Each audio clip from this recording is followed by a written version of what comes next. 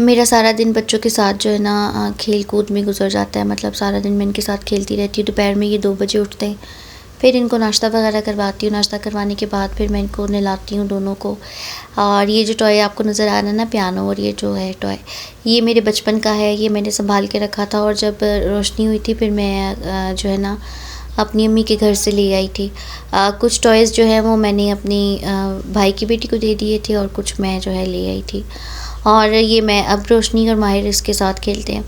खैर मेरा पूरा दिन जो है इनके साथ खेलने में गुजर जाता है, और जो है चीज़ें इधर से उधर करती रहती हूँ ना। और मैं कोशिश करती हूँ कि रोशनी जो है ना इस चीज़ को समझे, लेकिन वो भी बहुत छोटी है। उसका मूड होता है तो वो चीज़ें वगैरह उठा लेती है, वरना नहीं। और कभी कभी मैं गुस्सा भी करती हूँ कि ये चीज़ें बिखेरती रहती है, चीज़ें नहीं उठाती। तो इसके बाबा कहते हैं अभी तक उसकी एज नहीं है, वो जो है ना टाइम के साथ ही सीखेगी। और जब मैं नई शादी करके आई थी तो ये बेतरतीबियाँ जो थी ना वो मेरे शौहर में भी बड़ी थी। जगह पे चीज़ें रखते ही नहीं थे ना।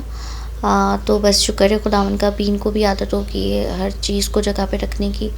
और ये अगर आपके घर में बच्चे हैं और अगर इस तरह का घर नहीं पड़ता तो आपको कैसे पता चलेगा कि आपके घर में बच्चे हैं।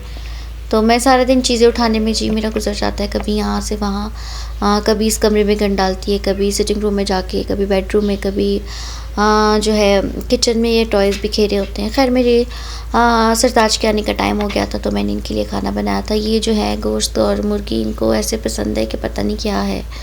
मतलब इसके अलावा तो इनको कुछ अच्छा ही नहीं लगता ना। तो फिर मेरी भी कोशिश होती है दोपहर में इनको अच्छा, या रात में भी इनको अच्छा ही खाना बना के दूँ। जब भी ऑफ़िस से आते हैं तो बस मेरी कोशिश होती है कि अच्छा खाना इनको मिले, और सब कुछ रेडी करके रखती हूँ ताकि जब भी आएँ और बस ये खाना जल्दी से खा लें। फिर मैंने जो है इनके लिए चिकन बनाई और सैलेड और लस्सी भी बनाई।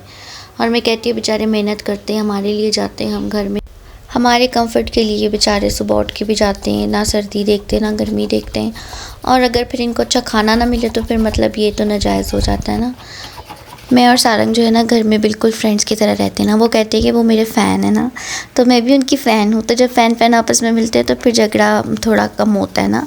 तो अगर हम झगड़ा भी करते हैं तो बस हम आपस में फिर बातचीत कर रहे होते हैं ना, झगड़े के बाद भी। और अगर आप झगड़े के बाद भी एक दूसरे के साथ बात कर रहे हो तो मतलब आप सीधी लाइन पर हो, आपका रिलेशन अच्छा जा रहा है।